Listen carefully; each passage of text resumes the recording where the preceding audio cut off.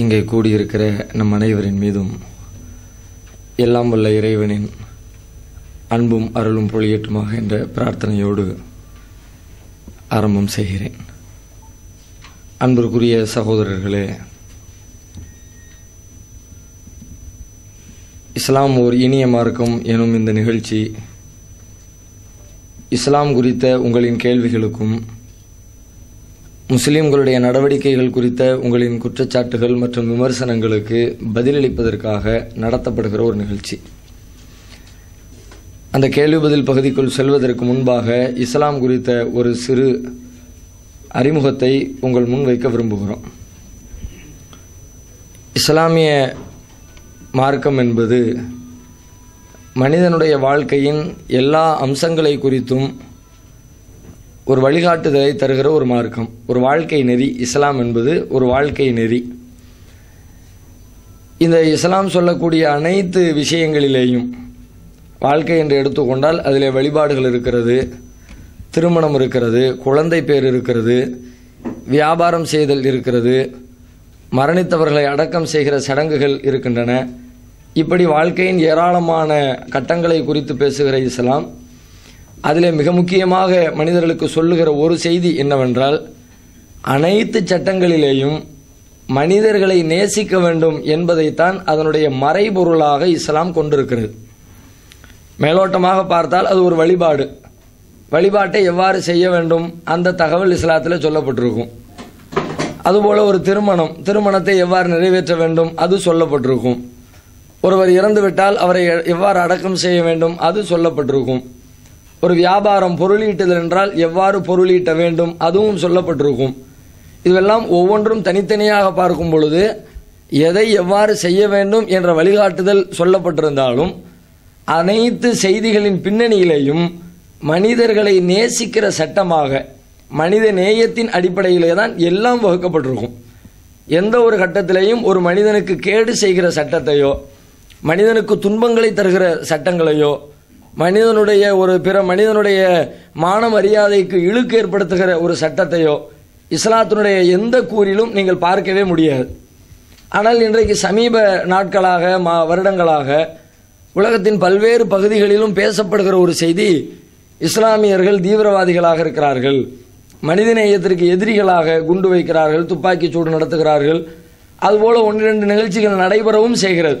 அதை இல்லை என்று ஒட்டுமொத்தமாக மறுக்க முடியாது. ஒரு சில இடங்களில் அதுபோல காரியங்களில் ஈடுபடவும் செய்கிறார்கள்.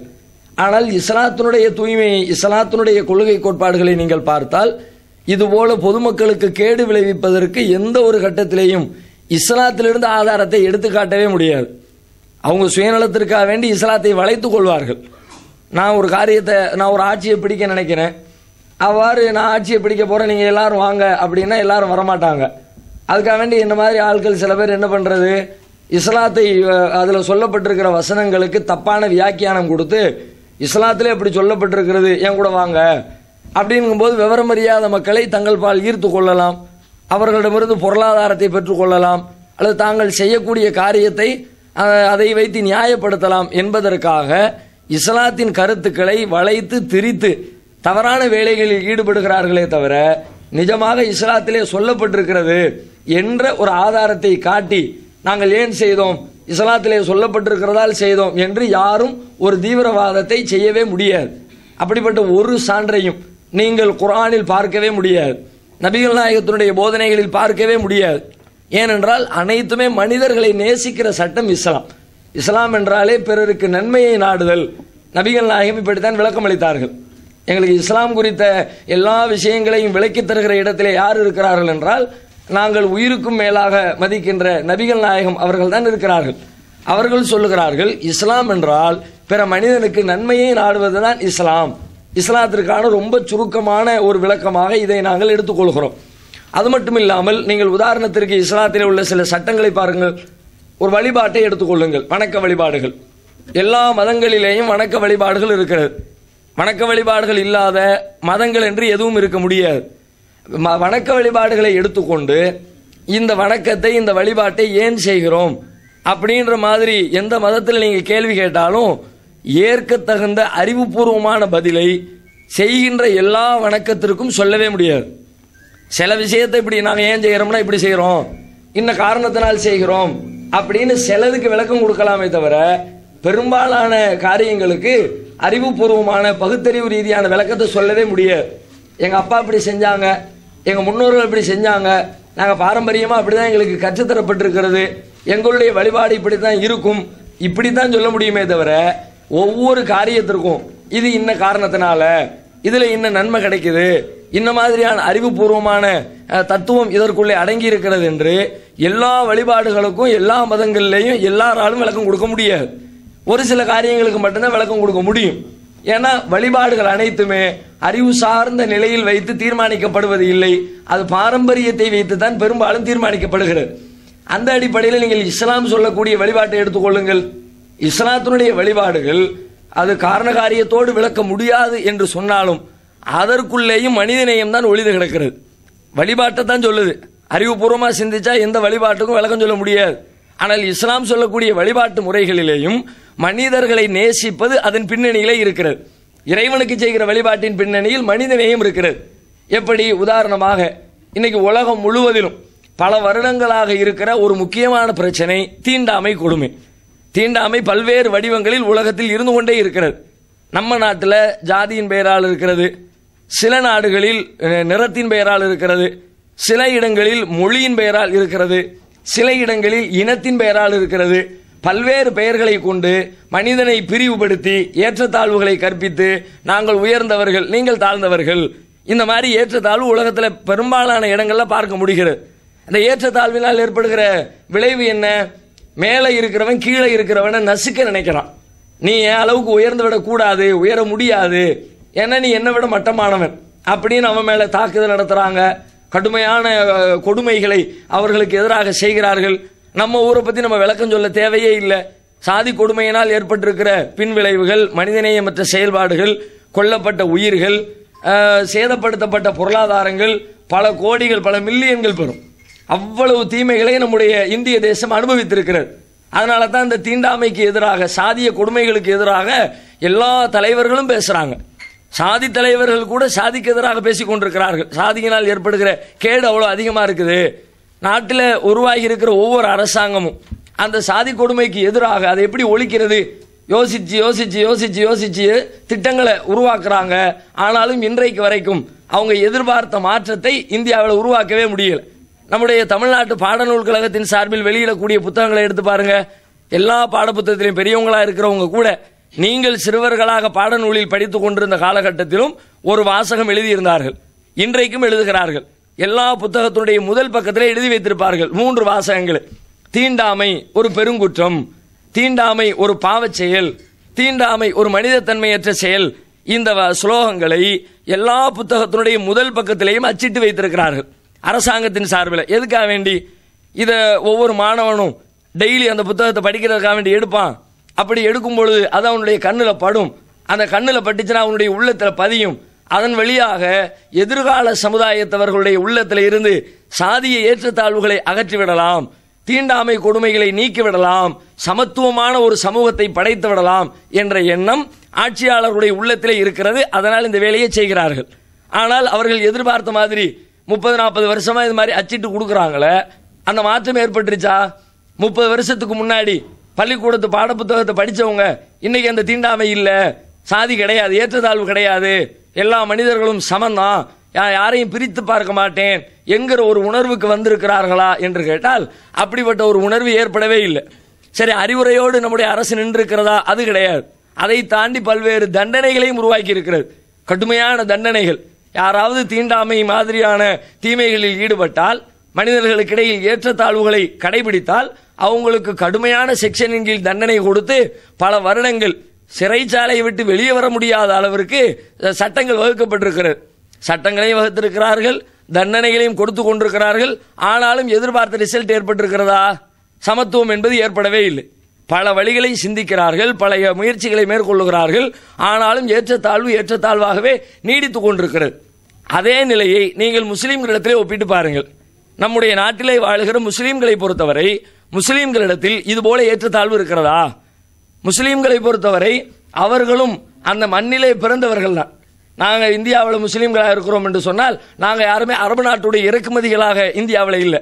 இந்தியாவில் பாரம்பரியமாக வாழ்ந்து கொண்டிருந்தவர்களுடைய சந்ததிகள் தான் நாங்களும். ஒரு 15 தலைமுறைக்கு பின்னாடி போனால், ஒரு 10 தலைமுறைக்கு பின்னாடி போனால் ஒவ்வொருத்தருமே ஏதோ ஒரு சாதியை சார்ந்தவர்களாக தான் நாங்கள் இருப்போம். ஒவ்வொருத்தரும் ஒவ்வொரு சாதியிலிருந்து வந்தவங்க தானே. சில பேர் பிராமண சமுதாயத்திலிருந்து வந்திருப்பாங்க, சில பேர் தலித் சமூகத்திலிருந்து வந்திருப்பாங்க, சில பேர் கவுண்டராக இருந்திருப்பாங்க, சில பேர் தேவராக இருந்திருப்பாங்க, சில பேர் செட்டியாராக இருந்திருப்பாங்க. ஆனால் எங்களுடைய முன்னோர்களுக்கு இஸ்லாம் நல்ல மார்க்கமாக இருக்குத என்று சொல்லி இஸ்லாத்தை ஏற்றுக்கொண்டார்கள். இப்போ பாருங்க, நாங்களும் பல சாதிகளில் இருந்து வந்திருந்தாலும் எங்களிடத்திலே சாதிய வேறுபாடு இருக்கிறதா, தீண்டாமை இருக்கிறதா, ஏற்றத்தாழ்வு இருக்கிறதா, உயர்வு தாழ்வு கற்பிக்கக்கூடிய ஒரு மனோநிலை இருக்கிறதா? அறவே இல்லை. சுத்தமாக துடைத்து எரியப்பட்டிருக்கிறது. ஏற்றத்தாழ்வுக்கு இஸ்லாத்தில் முஸ்லீம்களிடத்தில் எந்த விதமான ஒரு ஆதாரத்தை நீங்கள் பார்க்கவே முடியாது என்று சொல்லுகிற அளவிற்கு நாங்கள் அப்படியே ஒரு சமத்துவமாக மாறி போயிருக்கிறோம். இப்படிப்பட்ட ஒரு சமத்துவம் எங்களிடத்தில் எப்படி ஏற்பட்டது? பல காரணங்கள் இருந்தாலும் கூட மிக முக்கியமான ஒரு காரணம், எங்களுக்கு இறைவனால் சொல்லப்பட்ட இறை வழிபாடு தான் முக்கியமான காரணம். தொழுகை என்ற ஒரு வழிபாடு இருக்கிறது. தினசரி 5 நேரம் தொழ வேண்டும், எங்களுக்கு விதிக்கப்பட்டிருக்கிற ஒரு கடமை, இறைவனால் எங்களுக்கு சொல்லப்பட்டிருக்கிற ஒரு வழிபாடு. இந்த தொழுகை என்ற கடமை எப்படி இருக்கிறது பாருங்கள். எல்லாரும் இறைவனுக்கு முன்னால் சமம், யாரும் யாரையும் விட உயர்ந்தவனும் கிடையாது, யாரும் யாரையும் விட தாழ்ந்தவர்களும் கிடையாது அப்படிங்கிற தத்துவத்தை சொல்லுகிற விதத்தில் இன்னைக்கு ஒருத்தர் புதிதாக இஸ்லாத்தை ஏற்றுக்கிட்டாருன்னு வச்சுக்குவோம். ஒரு 2 சமூகத்திலிருந்து 2 பேர் இஸ்லாத்துக்கு வர்றாங்க. ஒருத்தர் பிராமண சமுதாயத்திலிருந்து வர்றார், ஒருத்தர் தலித் சமூகத்திலிருந்து வர்றார். இன்னைக்கு இந்த நிமிஷம் ஒருத்தர் 2 பேர் இஸ்லாத்துக்கு வந்தால் அடுத்த நிமிடம் இஸ்லாம் என்ன வேலையை செய்யும்? 2 பேரையும் பள்ளிவாசல்ல பக்கத்தில் நிக்காட்டி விடும். 2 பேரும் ஒன்னா நின்று தொழுவுங்க. 2 பேரும் பக்கத்தில் நின்று தொழ வேண்டும் என்று சொன்னால் தலித்தை பொறுத்த வரைக்கும் அவருக்கு பிரச்சனை இல்லை. ஏன்னா அவருக்கு கிரேடு கூடி இருக்கிறது. நேற்றைக்கு வரைக்கும் நம்மளை தொட்டு கூட பார்க்க மாட்டேன்னு சொன்னோம், பக்கத்தில் நம்ம ஒட்டிக்கி நிற்கிறோமே, நாம உயர்ந்திருக்கிறோம் என்று அவர் நினைப்பார். அவரை விட்டுருங்க. பிராமண சமுதாயத்திலிருந்து வந்தார், அவருக்கு ஒட்டிக்கி நிற்க முடியுமா? மனசு உறுத்தாதா? கைப்பட்டாலே தீட்டு, அவருடைய கால்பட்டாலே தீட்டு அப்படின்னு நினைச்ச ஒருத்தரோட உடம்போட உடம்பு உரசிக்கிட்டு நிற்கணும், தோளோட தோளை உரசிக்கிட்டு நிற்க வேண்டும் என்று சொன்னால் அது அந்த சமூகத்திலிருந்து வந்த ஒருத்தருக்கு கண்டிப்பாக அதை ஏற்றுக்கொள்ளவே முடியாது. மனசு ரொம்ப உறுத்தும். என்னடா இது, இவன் பக்கத்துல எல்லாம் நிற்க வேண்டியது இருக்கிறது. ஏன்னா எந்த அளவுக்கு நம்ம ஊர்ல பிரச்சனைகள்லாம் நடந்திருக்குன்னு சொன்னா, ஒரு தாழ்த்தப்பட்ட சமுதாயத்தை சார்ந்தவர் ஒரு சீட்ல உட்கார்ந்து எந்திரிச்சிட்டு போனார். ஹைகோர்ட்ல ஜட்ஜா இருந்துட்டு அவர் போயிட்டு அடுத்த இடத்துல மீண்டும் அங்க வேறொரு நீதிபதி அமர்கிறார். அவர் என்ன பண்றாரு, கங்கையிலிருந்து தண்ணியை கொண்டு வந்து சீட்டை கழுவி விட்டுட்டு மந்திரங்கள் சொல்லிட்டு அதுக்கு பிறகு உட்கார்றாரு. ஏன்பா என்னாச்சு? அவர் உட்கார்ந்த இடம்ல அவர் மேல கைப்படல, கால் படல, அவரும் 2 மாசத்துக்கு முன்னாடி அந்த சீட்ல உட்கார்ந்து இருந்தார், அதனால நாம் போய் உட்கார முடியாது என்கிற அளவிற்கு பாகுபாடு கற்பிக்கிறவர்கள் அவர்கள். ஒருத்தருடைய சிலையை திறந்து வச்சார் என்பதற்காக வேண்டி பட்டனை அமுக்கி, ஒரு தாழ்த்தப்பட்ட சமுதாயத்தை சார்ந்த அமைச்சர் ஒருத்தர் பட்டனை அமுக்கி ஒரு பெரியவருடைய சிலையை திறந்து வைக்கிறார். என்ன ஆச்சு? பெரியவருடைய சிலை தீட்டாகி விட்டது அப்படின்னு கங்கையிலிருந்து தண்ணியை கொண்டு வந்து சிலையை சுத்தப்படுத்தினாங்க.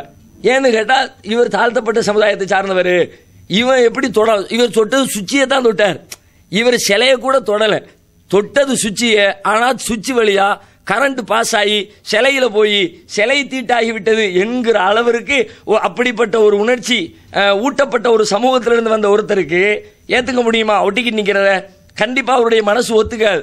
ஆனா இஸ்லாம் அப்படி நிறுத்தி வைக்கிறது. உள்ளத்துல கடுமையான உறுத்தலோடு நின்றுட்டாரு.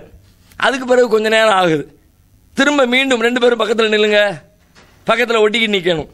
மீண்டும் கொஞ்ச நேரம் கழிச்சு மீண்டும் நில்லுங்க, மீண்டும் நிற்கிறார், மீண்டும் நிற்கிறார், மீண்டும் நிற்கிறார். ஒரு நாளைக்கு இப்படி 5 தடவை திரும்ப திரும்ப திரும்ப நிற்கும் பொழுது ஆரம்பத்தில் முதல்ல உள்ளத்துல கிடந்து அடிச்சுக்குமே, இவன் பக்கத்தில் நிற்க வேண்டியது இருக்குத, உரசுத, உடம்பு உரசுத, என்ன பண்றது, அந்த உணர்வு அடுத்த நேரத்தில் இருக்காது. கொஞ்சம் குறையும், அதுக்கடுத்து இன்னும் கொஞ்சம் குறையும், அதுக்கடுத்து இன்னும் கொஞ்சம் குறையும். குறைஞ்சு குறைஞ்சு குறைஞ்சு குறைஞ்சு 2 வருஷம் கழிச்சு பார்த்தீங்கன்னா யாரு நின்னா எனக்கு என்ன தொழுதுட்டு போய்கிட்டே இருப்பார். யாரை பற்றியும் கவலைப்படவே மாட்டார். இன்னைக்கு கூட நீங்க வேண்டுமானால் ஒரு டெஸ்ட் வச்சு பாருங்க. வெள்ளிக்கிழமையிலையோ இல்லை மற்ற நேரங்கள்லையோ பள்ளிவாசல்ல இருந்து தொழுது விட்டு வெளியில வர்றாங்கல்ல, வாசல்ல போய் நின்று கொண்டு ஒரு கணக்கெடுப்பு நடத்துங்க. உங்களுக்கு வலது பக்கத்தில் நின்று தொழுது யாரு அப்படின்னு கேளுங்க. உங்களுக்கு இடது பக்கத்தில் நின்று தொழுது யாரு வர்றவங்கள்ட்ட கேளுங்க. எத்தனை பேர் பதில் சொல்றாங்கன்னு பாருங்க. ஒரு 80% பேருக்கு பதில் தெரியாது. யாரு சொல்லுவா? அதிகபட்சமா 2 நண்பர்கள் சேர்ந்து போயிருந்தாங்க பள்ளிவாசலுக்குன்னா அவர் சொல்லுவார், நானும் என் ஃப்ரெண்டும் நின்னோம். தகப்பனும் பிள்ளையும் சேர்ந்து போயிருப்பாங்க. சில நேரத்தில் என் பையன் தான் என் பக்கத்தில் நின்னான், இந்த மாதிரி ஒரு சிலர் பதிலளிப்பார்களே தவிர பெரும்பாலானவர்களுக்கு வலது பக்கத்தில் யாருன்னா தெரியலையே எம்பர், இடது பக்கத்தில் யாருன்னு தெரியலையே. ஏன் தெரியல? அதை தெரிஞ்சுக்க வேண்டிய தேவை எனக்குன்னு வந்துச்சு. யாரு நின்னா என்ன, கடவுளுக்கு முன்னாடி எல்லாரும் சமந்தானே. என் பக்கத்தில் என் முதலாளியும் நிற்கலாம், என்னுடைய தொழிலாளியும் நிற்கலாம். சமூகத்தில் என்னை விட உயர்ந்தவராக கருதப்பட்டவரும் நிற்கலாம், சமூகத்தில் என்னை விட தாழ்ந்தவராக கருதப்படுகிறவரும் நிற்கலாம் என்ற உணர்வை இந்த தொழுகை எங்களுடைய உள்ளத்தில் தினம் தினம் ஏற்படுத்தியது. அதுதான் இந்த சமத்துவத்திற்கான விதையாக நாங்கள் பார்க்கிறோம். எந்த அளவிற்கு இந்த விதை எங்களுடைய உள்ளத்தில் ஆழமாக ஊன்றப்பட்டிருக்கிறது என்று சொன்னால், வெளியிலே முதலாளியாக இருப்பார், அவரிடத்தில் வேலை செய்கிற தொழிலாளி விரைவாக பள்ளிவாசலில் தொழுகைக்கு வந்து விடுவார். முதலாளி கொஞ்சம் தாமதமாக பின்னாடி வருவார். நேரம் ஆயிடுச்சு, வர்றதுக்கு ஏதோ ஒரு வேலை, ஒரு 5 நிமிடம் தாமதம் ஆயிடுச்சு. முதல் வரிசையிலே தொழிலாளி நிற்பார், பின் வரிசையிலே அவருக்கு பின்னால் முதலாளி நிற்பார். நிற்பது கூட பெரிய விஷயம் கிடையாது. நிற்கும் பொழுது நீங்கள் பார்க்கலாம், நெற்றியை கொண்டு போய் நிலத்தில் கொண்டு போய் வைப்பாங்க. சஜிதா செய்கிறது என்று அதற்கு அரபியிலே சொல்லப்படும். நெற்றியை கொண்டு நிலத்தில் வைக்கக்கூடிய ஒரு வணக்கம். நின்று கொண்டு கொஞ்ச நேரம் வணங்குவார்கள், நெற்றியை நிலத்தில் வச்சு கொஞ்ச நேரம் வணங்குவார்கள். அவ்வாறு வணங்கும் பொழுது முன் வரிசையில் நிற்கிறவருடைய கால் பாதம் அவருக்கு பின்னால் இருக்கிறவருடைய தலைகளில் உரசும். நான் முன்னாடி நிற்கிறவனா என் பின்னாடி உள்ளவருடைய தலையில என் கால் பாதம் படும். காலு பட்டா நம்முடைய சமூகத்தில் காலை பற்றி எப்படி ஒரு மதிப்பீடு வச்சிருக்கிறோம். சும்மா சாதாரணமாக போய்கிட்டு இருக்கும்போது கால் லேசாக பட்டுட்டுமே, அடுத்தவர் கால் மேலே நம்ம காலு பட்டு மிதிச்சிடட்டுமே, உடனே அவர் சீறிடுறாரு, என்ன மிதிச்சுட்டு போறார். அவர் வேணும்லாம் மிதிக்கல, எதேச்சும் தெரியாமல் கால் பட்டுச்சு. ஆனாலும் கைப்பட்டால் ஒத்துக்கொள்கிற சமுதாயம் கால் பட்டால் ஒத்துக்கிறதே கிடையாது. கால் என்னமோ ஒரு அசுத்த மாதிரியான ஒரு எண்ணம் நம்முடைய சமூகத்தில் ஊட்டப்பட்டிருக்கிறது. இந்த நிலையில ஒருத்தன் தலையில தூக்கி காலை வச்சு மிதிச்சா எப்படி இருக்கும்? அதுவும் பின்னாடி நிற்கிறது யார்? பல நேரங்களில் முதலாளி நிற்கிறார். யாரு கால் யார் மேலே படுது? முதலாளி கால் தொழிலாளி மேலே பட்டுச்சுன்னா முதலாளி பெரியவர், தொழிலாளி கீழே உள்ளவர், மிதியை வாங்கிட்டு போன்னு சொல்லிடலாம். முன்னாடி தொழிலாளி நிற்கிறான், பின்னால் முதலாளி நிற்கிறார். முதலாளியின் தலைகளில் தொழிலாளியினுடைய கால்கள் உரசுகிறது. எந்த முதலாளியும் என் தலையை ஏன் மிதித்தா என்று கேள்வி கேட்டதும் கிடையாது. எந்த தொழிலாளியும் முதலாளியை மிதித்து விட்டோமே என்று சங்கோஜப்பட்டதும் கிடையாது. எல்லாம் சகஜம், எல்லாம் சமம், நீனும் நானும் சமம். இதில் என்ன இருக்குது? நான் முந்தி வந்திருந்தா என் கால் ஓன் மேலே படுது, நீ முந்தி வந்திருந்தால் உன் கால் என் மேலே படும். நீனும் மனுஷன் நானும் மனுஷன். இதில் என்னை விட உயர்ந்தவன் என்று உன்னையும் சொல்ல முடியாது, உங்களை விட தாழ்ந்தவன் என்று என்னையும் சொல்ல முடியாது என்ற எண்ணம் இந்த தொழுகையின் வழியாக ஏற்பட்டிருக்கிறதா இல்லையா? இப்படி இந்த தொழுகை எங்களை பெரிய அளவில் பண்படுத்தி பக்குவப்படுத்தியதன் விளைவாக ஏற்றத்தாழ்வுகள் என்ற சிந்தனையே இல்லாமல் போனது. அனைவரும் சமம் என்ற உணர்வுக்கு நாங்கள் ஆளாகி இருக்கிறோம். எங்களுக்கு இடையிலே கருத்து வேறுபாடுகள் இருக்கலாம், பல்வேறு விஷயங்களில் முரண்பாடுகள் இருக்கலாம், முஸ்லிம்களில் பல பிரிவினர்கள் இருக்கலாம். ஆனால் எந்த பிரிவும் எந்த பிரிவையும் பார்த்து சாதி அடிப்படையிலோ ஏற்றத்தாழ்வு அடிப்படையிலோ நாங்கள் உயர்ந்தவர்கள் நீங்கள் தாழ்ந்தவர்கள் என்று பேசுகிற பேச்சை பார்க்கவே முடியாது. பல பிரிவுகள் இருப்பார்கள். ஒருவர் பெண்ணை அடுத்த பிரிவை சார்ந்தவரிடத்தில் பெண் கொடுப்பார்கள், பெண் எடுப்பார்கள். என்ன காரணம்? என்ன தெரிந்தால் நீனும் முஸ்லீம் நானும் முஸ்லீம், நீனும் மனிதன் நானும் மனிதன், நீனும் இறைவனுக்கு முன்னால் அடிமை நாங்களும் இறைவனுக்கு முன்னால் அடிமை, 2 பேரும் சமமானவர்களே என்ற தத்துவத்தை இந்த தொழுகை என்ற வழிபாடு எங்களுக்கு சொல்லி தந்தது. யோசித்து பாருங்கள், உலகத்திலே 2000 ஆண்டுகளுக்கு மேலாக நம்முடைய தேசத்தில் தீர்க்கப்படாமல் இன்றைக்கு வரைக்கும் தொடர்ந்து நீடித்துக் கொண்டிருக்கிற பெரும் பிரச்சனை தீண்டாமை. அந்த தீண்டாமையை இஸ்லாம் தொழுகை என்ற வழிபாட்டின் வழியாக எங்களிடமிருந்து ஒழித்து கட்டியிருக்கிறது. மனிதர்களுடைய நேசத்தின் விளைவுதானே இது. வெறுமன வழிபாடு என்று பார்க்கப்பட்டாலும் கூட இந்த வழிபாடு சமூகத்தில் எப்படிப்பட்ட ஒரு மாற்றத்தை ஏற்படுத்தி இருக்கிறது யோசித்து பாருங்கள். ஒரு நல்ல மாற்றம் தானே. இஸ்லாத்தினுடைய நோக்கம் அதுதான். எதை சொன்னால் வழிபாட்டிலேயே ஏற்க தகுந்த ஒரு மனிதநேயத்தை புகுத்தி இருக்கிறது என்று சொன்னால் மற்ற எதிலையும் சொல்லவே தேவையில்லை. வியாபாரத்தை எடுத்துக்கொண்டால் எதை வியாபாரம் செய்யலாம் எதை வியாபாரம் செய்யக்கூடாது இஸ்லாத்திலே சட்டம் இருக்கிறது. செய்யக்கூடாது என்று சொல்லப்பட்ட பட்டியலை எடுத்து பாருங்கள். மனிதர்களுக்கு கேடு செய்வதை வியாபாரம் செய்யக்கூடாது. சினிமா தியேட்டர் வைத்து ஒருவர் சம்பாதிக்க கூடாது, இஸ்லாத்திலே தடை இருக்கிறது. மதுபானம் கடை வைத்து ஒருவர் சம்பாதிக்க கூடாது. சிகரெட் விற்பனை செய்து ஒருவர் சம்பாதிக்க கூடாது. ஏன் கூடாது என்று இஸ்லாம் சொல்கிறது? உனக்கு லாபம் கிடைக்கலாம், நீ உங்களுக்கு வருமானம் பெருகலாம், ஆனால் நீங்கள் கொடுக்கிற மதுபானத்தை குடித்துவிட்டு பல குடும்பங்கள் சீரழியுமே, பல பேருடைய உடல் கெட்டு போகுமே. அவனுடைய உடலை கெடுத்து உங்களுடைய வளத்தை பெருக்கிக் கொள்ள விரும்புகிறீர்களா? அதற்கு இஸ்லாத்தில் அனுமதி கிடையாது. வியாபாரம் தான் பிறரை கெடுக்காத அடிப்படையில் அந்த பொருள் உங்களை வந்து சேர வேண்டுமே தவிர பிறரை கெடுத்து விட்டு நாசப்படுத்தி விட்டு அதன் வழியாக ஈட்டுகிற வருமானம் என்பது இஸ்லாத்திலே தடுக்கப்பட்டிருக்கிறது. இப்படி ஒவ்வொரு அம்சத்திலேயும் நினைத்து பார்த்தால் எல்லாமே மனிதர்களை நேசிக்க வேண்டும் என்பதே அதன் மறைபொருளாக இருக்கிறது. சுருக்கமாக 2 செய்திகளை சொல்கிறேன். நபிகள் நாயகம் சொன்னார்கள், இஸ்லாத்தின் பார்வையில் மனிதர்கள் செய்கிற தவறுகள் 2 வகைப்பட்டவை. ஒரு வகையான தவறு ஒரு மனிதன் இறைவனுக்கு செய்கின்ற தவறுகள். இறைவனுக்கு செய்கிற தவறுகள் என்றால் என்ன? இறைவன் சில காரியங்களை செய்ய வேண்டும் என்று உங்களுக்கு சொல்லி இருக்கிறான், அதை நீங்கள் உங்கள் வாழ்க்கையில் கடைபிடிக்கவில்லை. உதாரணமாக தொழ வேண்டும், இறைவன் விதித்த ஒரு கட்டளை. ஒரு மனிதர் தொழுகையை முறையாக பேணவில்லை. இறைவனுக்காக நோன்பு இருக்க வேண்டும், ஒரு மனிதர் அந்த நோன்பை விரதத்தை கடைபிடிக்கவில்லை. இறைவனின் வார்த்தைகளை மீறி இருக்கிறார். இது இறைவனுக்கு செய்திருக்கிற பாவம், குற்றம். இது ஒரு வகையான குற்றம். இன்னொரு குற்றம் இருக்கிறது, ஒரு மனிதன் இன்னொரு மனிதருக்கு செய்கிற குற்றங்கள். ஒருவரிடத்துல ஒரு 10,000 ரூபாய் கடன் கொடுங்க அப்படின்னு நான் வாங்கினேன், வாங்கிட்டு சலாம் போட்டு போயிட்டேன். அதான் பணம் வந்துருச்சுல, இதுக்கு பிறகு என்ன இருக்குது? வாங்குற வரைக்கும் அண்ணன் கொடுங்க ஐயா கொடுங்கன்னு காலை பிடிச்சி கெஞ்சினேன். வாங்கினதுக்கு பிறகு அதுக்கப்புறம் அவர் வந்து பார்த்துக்கிட்டோம், வந்து கேட்டா தர்றேன், இப்போ என்ன பெண்ண அவசரம் ஓடியா போயிட்டேன், வருவோம்ண்ணே எங்கண்ணே இங்கே தானே நான் இருக்கேன் அப்படின்றது. இன்னும் கொஞ்சம் அழுத்தி கேட்டா என்ன திரும்ப வந்து கேட்குறியா, தர முடியாது, என்ன செய்யணுமோ செஞ்சுக்க அப்படின்னு இந்த மாதிரியான ஸ்டைலில் இதுவெல்லாம் இது ஒரு வகையான பாவம். யாருக்கு செய்த பாவம்? சக மனிதருக்கு செய்திருக்கிற பாவம். மோசடி செய்வது, ஏமாற்றுவது, பொய் பேசுவது, இப்படிப்பட்ட காரியங்கள் எல்லாம் ஒரு மனிதர் இன்னொரு மனிதருக்கு செய்கிற தீமைகள். இப்ப இஸ்லாத்தின் பார்வையில் இந்த 2 தீமைகளுக்கும் இறைவன் தீர்ப்பு வழங்குவான். 2 தீமைகளையுமே மனிதர்கள் இறந்ததற்கு பிறகு, அத்தனை மனிதர்களும் மரணித்த பிறகு மீண்டும் அத்தனை பேரையும் உயிர் கொடுத்து எழுப்பி உலகமே அழிக்கப்பட்டுவிடும். ஒரு நாள் இஸ்லாமிய நம்பிக்கைப்படி ஒரு நாள் ஒட்டுமொத்த உலகமும் அழிந்துவிடும். அழிந்ததற்கு பிறகு மனிதர்கள் எல்லாம் உயிர் கொடுத்து எழுப்பப்படுவார்கள். அவ்வாறு எழுப்பப்படுகிற நேரத்தில் இறைவன் உலகத்தில் மனிதன் எப்படி வாழ்ந்தான் என்பதை விசாரணை செய்வான். விசாரணையில் அவனுக்கு செய்த தீமைகள் இருக்கிறதே அதை முதலில் எடுப்பான், விசாரணைக்கு எடுப்பான். ஏன் நான் சொன்னதெல்லாம் செஞ்சியா, நான் சொன்ன மாதிரி வியாபாரம் செய்தாயா, நான் சொன்னதை போல கொடுக்கல் வாங்கலில் ஈடுபட்டாயா, நான் சொன்னதை போல வழிபாடுகளை நிறைவேற்றினாயா, எல்லா விசாரணைகளும் மேற்கொள்ளப்படும். அந்த விசாரணையை செய்துவிட்டு அதில் சிலதை செய்திருப்பான், சிலரை செய்யாமல் விட்டிருப்பான், சிலருக்கு இறைவன் தண்டனை கொடுப்பான், சிலவற்றை இறைவன் மன்னித்து தன்னுடைய கருணையால் பரவாயில்ல போயிட்டு வா என்று மன்னித்து விடுவான். இது முதல் கட்ட விசாரணை முடிந்துவிடும். முதற்கட்ட விசாரணையில் அவன் வெற்றி பெற்று விடுவான். இறைவனுக்கு செய்கிற காரியத்தை எல்லாம் நான் சரியா செஞ்சிட்டேன் அப்படின்னு ஒருத்தர் ஜெயிச்சிடுறார். எல்லா தொழுகையும் நான் நிறைவேற்றினேன், எல்லா நோன்பையும் விரதத்தையும் நான் கடைபிடித்தேன், எல்லா இறைவனுக்கு செய்கிற வழிபாட்டையும் முறையாக செய்தேன் அப்படின்னு அதுல 100 மதிப்பெண் பெற்று ஒரு மனிதர் வெற்றி பெற்று விடுகிறார். 100 மதிப்பெண் வாங்கினா அவரை எங்க அனுப்பணும்? சொர்க்கத்திற்கு அனுப்ப வேண்டும். அப்படிதானே? தீர்ப்புக்கு பிறகு சொர்க்கம் நரகம், சொர்க்கத்திற்கு அனுப்ப வேண்டும். அவ்வாறு அனுப்புவதற்கு முன்னால் அடுத்த விசாரணை ஆரம்பமாகும். மனிதர்களுக்கு மனிதன் நீ செய்திருக்கிற குற்றங்களை எடு. ஒவ்வொருவராக எழுந்திருப்பார்கள்.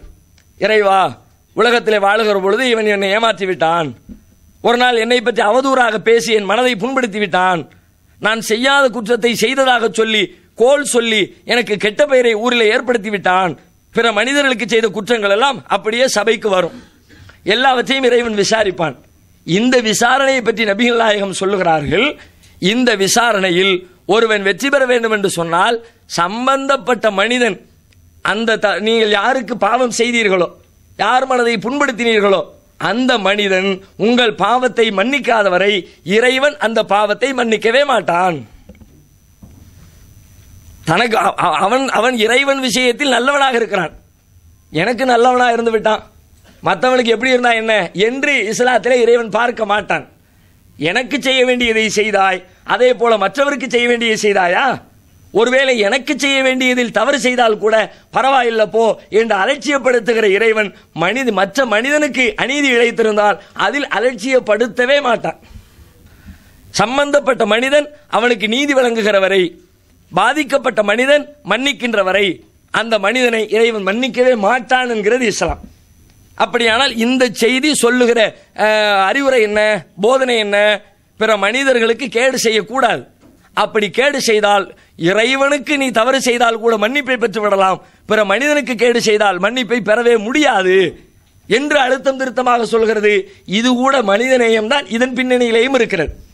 ரத்தின சுருக்கமாக ஒரே ஒரு சொல்லில் இஸ்லாம் குறித்து நபிகள் நாயகம் ஒரு இலக்கணம் சொன்னார்கள்.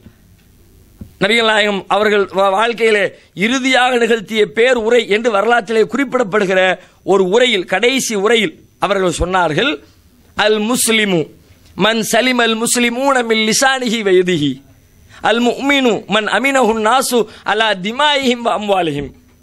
நபிகள் நாயகம் சொன்னார்கள், முஸ்லிமுக்கு இலக்கணம் சொல்லுகிறார்கள், யார் தன்னுடைய நாவாலும் தன்னுடைய கரத்தாலும் பிறருக்கு எந்த கேடுகளையும் ஏற்படுத்தவில்லையோ அவனே முஸ்லிம். முஸ்லிம் என்றால் யார்? பிற மனிதருக்கு கேடு செய்யாதவன். அவனுடைய பேச்சாலும் கேடு செய்திருக்க மாட்டான், அவனுடைய நடவடிக்கைகளாலும் கேடு செய்திருக்க மாட்டான்.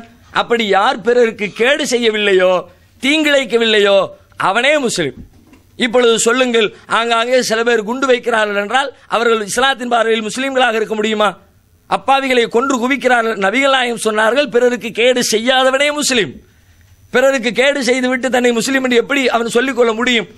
உலகத்தின் பார்வையில் முஸ்லிம் என்று சொல்லப்பட்டாலும், உலகத்திலே இருக்கிற பல பேர் அதை அங்கீகரித்தாலும், அரசாங்கம் அவரை முஸ்லிம் என்று ஒத்துக்கொண்டாலும், இறைவனின் பார்வையில், இஸ்லாத்தின் பார்வையில் அவர்கள் முஸ்லிம்களாகவே கருதப்பட மாட்டார்கள் என்பதுதான் இஸ்லாம் சொல்லுகிற செய்தியாக இருக்கிறது. எனவே இந்த நேரத்தில் இஸ்லாம் மனிதநேயம்தான் இஸ்லாமாக இருக்கிறது என்ற தகவலை மாத்திரம் சுருக்கமாக சொல்லி நிறைவு செய்கிறேன். இது நீண்ட உரைகளுக்கான களம் அல்ல, கேள்வி பதிலுக்கான நிகழ்ச்சியாக இருக்கிற காரணத்தினால் இத்தோடு எனது அறிமுக உரையை நிறைவு செய்து கொண்டு அடுத்த கட்டமாக நம்முடைய கேள்வி பதிலுக்கு நாம் செல்வோம்.